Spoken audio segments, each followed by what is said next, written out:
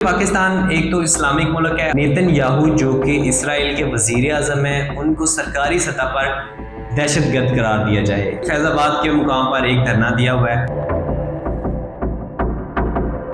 تحریک لبیک پاکستان جو کہ ایک سیاسی اور مذہبی جماعت ہے، جس کی بنیاد مولانا حاتم رضوی صاحب نے 1 اگست 2015 میں رکھی تھی۔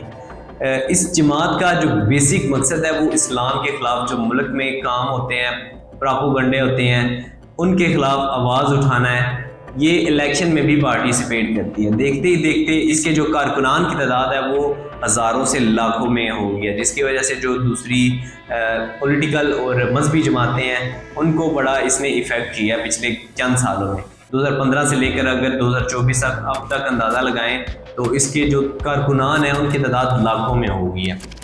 تو اب یہ دھرنے دینے کے لیے جانی جاتی ہے۔ یہ اسلام کے خلاف کوئی بھی ملک میں کام ہوتا ہے تو اس کے اگینسٹ وہ دھرنا دیتے ہیں۔ جب فرانس نے سرکاری سطح پر حضور صلی اللہ علیہ وآلہ وسلم کے خاکے بنائے تھے تو انہوں نے ملک گیر احتجاج کیا تھا اور گورنمنٹ سے مطالبہ کیا تھا کہ جو فرانس کا سفیر ہے اور پاکستان میں جو سفارت خانہ ہے اس کو ختم کیا جائے اور جو فرانس کا سفیر ہے اس کو اپنے ملک بھیجا جائے۔ اس کے بعد 2023 میں انہوں نے ایک دھرنا دیا تھا کراچی سے جو سرائے عالمگیر تک آیا تھا۔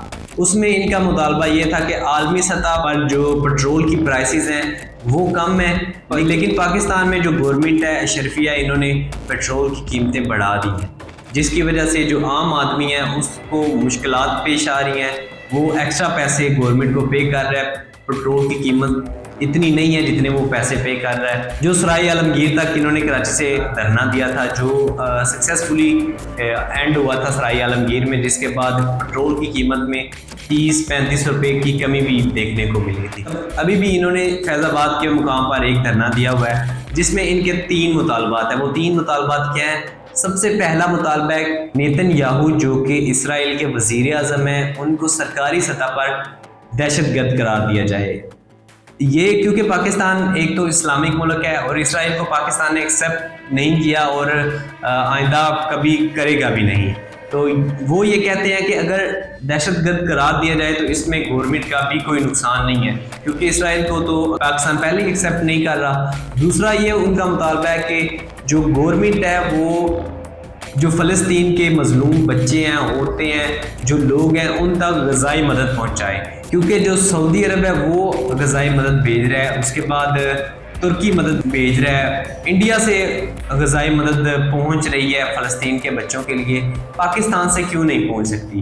اور جو تیسرا اور میجر مطالبہ ہے جو اسرائیلی پروڈکٹس ہیں پاکستان میں، جو کھانے پینے کی چیزیں ہیں اور دوسرے جو اسرائیلی برانڈز ہیں پاکستان میں، ان کو پاکستان میں بین کیا جائے، سرکاری سطح پر ان پہ بین لگایا جائے، جس سے پاکستان کا بھی فائدہ ہوگا۔ ایک تو اسرائیلی پروڈکٹس بین ہو جائیں گی پاکستان میں، جس سے ان کو یہاں سے جو ریونیو جا رہا ہے وہ نہیں جائے گا۔ دوسرا پاکستان کا فائدہ ہو جائے گا، جس سے پاکستانی جو پروڈکٹس ہیں ان کو پروموشن ملے گی، ان کا زیادہ سے زیادہ استعمال کیا جائے گا۔ ابھی فیض آباد میں ان کا دھرنا جاری ہے۔ اس کے جو حکومت کے ساتھ مذاکرات ہیں وہ اس کا جو پہلا دورہ ہے وہ ہو چکا ہے، جس پہ انہوں نے اپنے جو مطالبات ہیں وہ گورنمنٹ کے سامنے رکھ دیے ہیں۔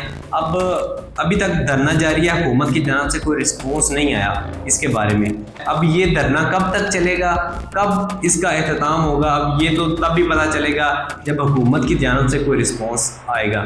فی الحال بڑی تعداد میں جو کارکنان ہیں TLP کے وہ فیض آباد میں موجود ہیں، جس کی وجہ سے جو لوگ ہیں آنے جانے والے ان کو بھی کافی مشکلات کا سامنا کرنا پڑ رہا ہے۔